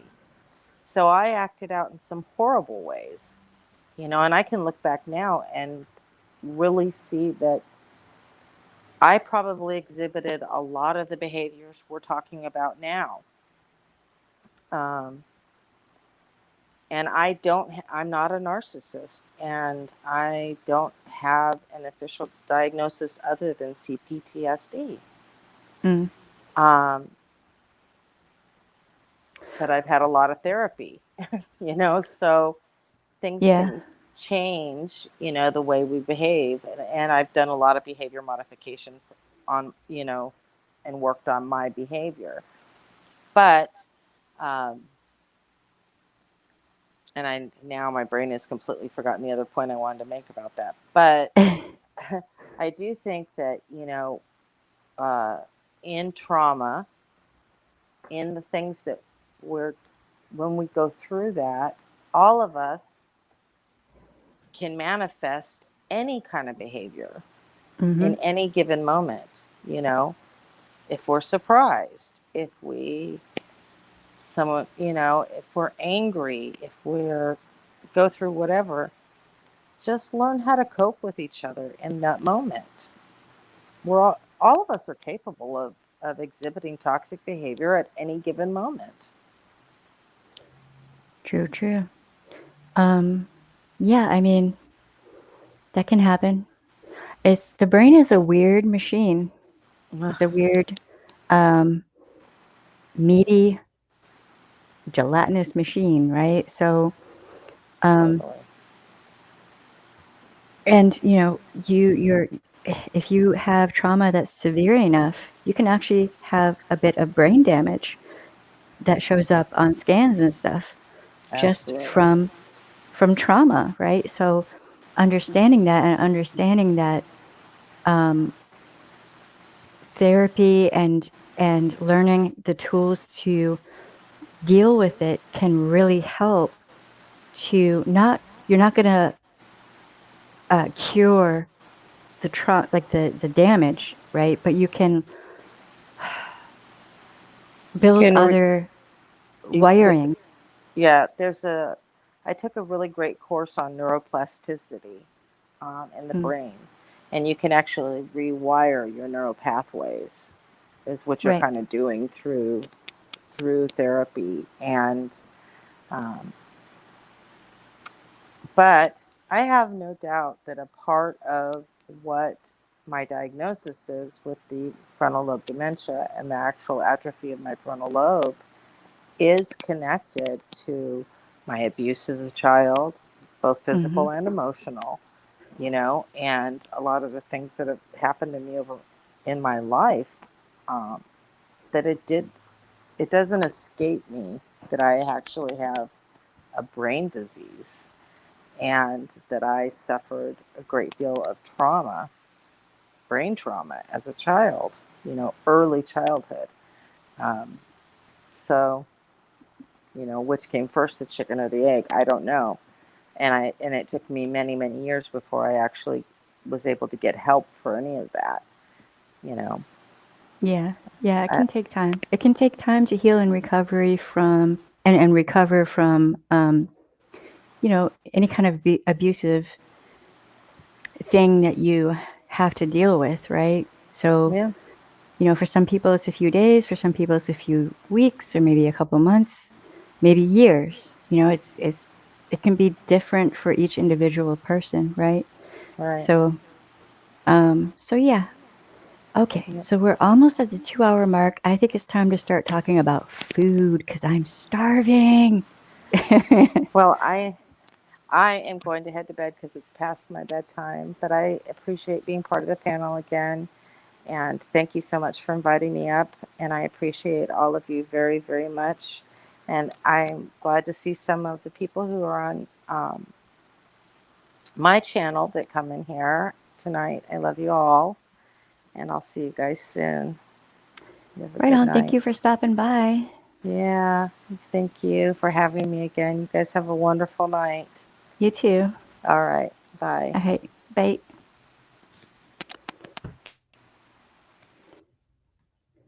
Oh, I forgot to tell you. I forgot to say, tell your wife I said hi. Tater tots and gluten-free chicken. Oh, right on. Tater tots. Food time.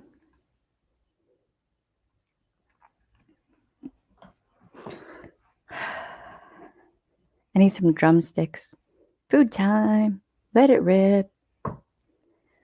I'm trying to think of what to make. I think we have pizza right now. I might have to jump into that. Pizza's so good. Oh my god, that headset. Squishes my head. Mashed potatoes. Man, mashed potatoes now. I can damage some mashed potatoes. Something about the mashed potatoes at oh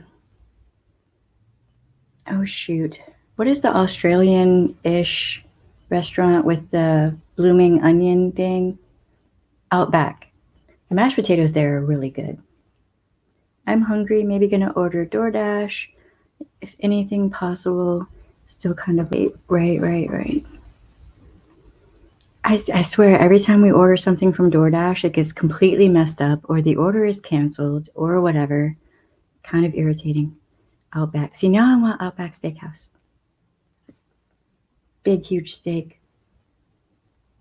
Big thing of mashed potatoes. Yes. Yes, please. The blooming onions are pretty good. They just are. Yes, please hit the like if you have not already. I appreciate it. Also, check and make sure that you're still subscribed because YouTube is YouTube. Pizza from G's is amazing. It's called The Narcissist, but it's so yummy. I mean, you know. That's funny.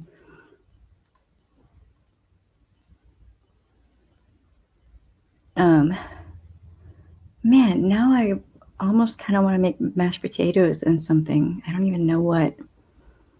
Outback, but I hate Chili's. I used to like Chili's, and in the menu, they used to have really good salads, like just really good. And now, I don't know. Last time we went, I was just like, I don't know what happened. It was underwhelming. Yeah. Yes, garlic mashed potatoes. Oh, just yes, please. All of that. Thank you. Of course, I'm from Michigan, and I think like, oh my God, did I have to do that to myself? Pasties and Kogel's hot dogs. If you ever get a chance, Kogel's hot dogs. Angelo's. Shermare, you know what I'm talking about. And Luigi's. Oh my God. That lasagna, it spoiled me. I can't go into any other restaurant and have lasagna. So good. Way too good. Mackinac Island fudge. Kohl's and Verner's. I want to cry. I can't remember the last time I had Verner's. I miss my Kohl's. I had Kohl's hot dogs in my one fridge, and then the power went out for I don't even know how long. And yeah, sucked so hard. Kohl's hot dogs are so good, y'all. Verner's, so good. Mackinac Island fudge, if you ever get a chance, you want to try Mackinac Island fudge. I live right by Michigan, like 5 minutes from state line, right on. Did you have what? I don't know what that is, Shannon.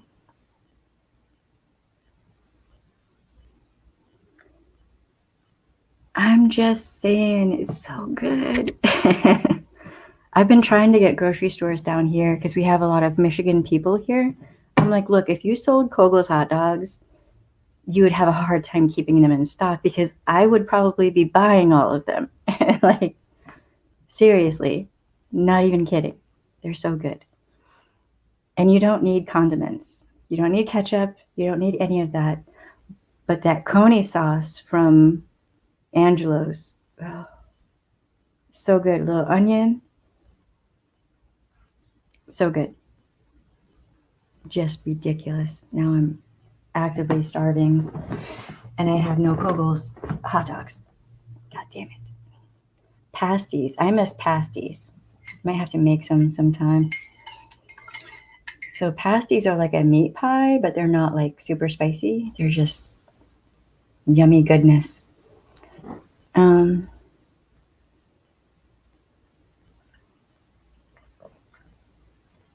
I think I know what you're talking about, Shannon, but I'm not sure. There are certain things in Louisiana I have not been able to eat because seafood allergies. I'm living in the exact place where it makes no sense for me to be living here at all. Craving onion rings. Oh, Lord. That sounds so good. So good. All right, I have to turn the AC on because it is hot.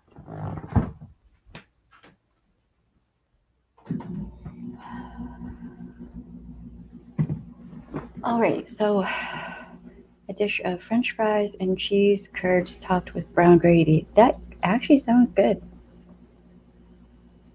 That sounds really good. Sweet potato fries. Oh, yum. Sweet potato anything. Okay. Like, I'm the odd person who likes the sweet potato with the marshmallows and all that. Yeah. Anything sweet potato related.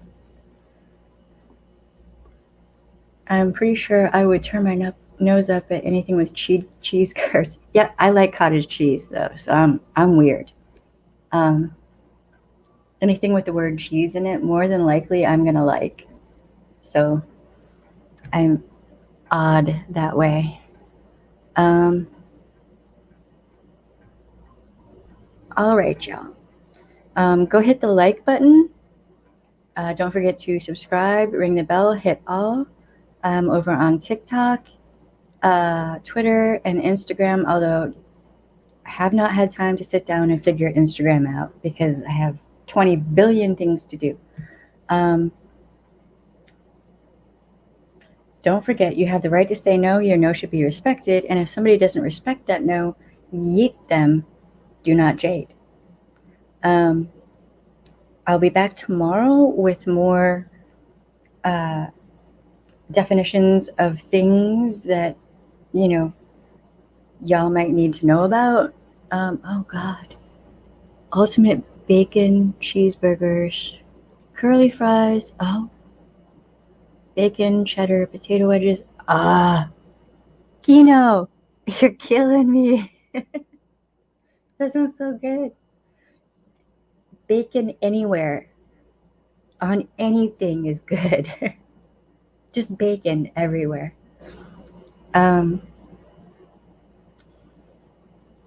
Just veggies for some, and some fruit and catfish. I remember when I was a kid and I could eat catfish. Just fish. Just like all fish. Lobster, shrimp, all that. God, I miss that so much. Y'all have no idea. Yeah, right? So, Kino, I mean, it sounds like you are an amazing cook, and I'm kind of jealous. All right, so tomorrow we'll be talking about more definitions and stuff, and, you know, just hashing it out, man. Helping y'all to better understand, you know, just things. And I might go over red flags and stuff like that again, just a refresher. But yeah, have a good night. Eat all the food. Hydrate. Self-care. All the good stuff. All right. I love y'all. Bye. Thank you for being here.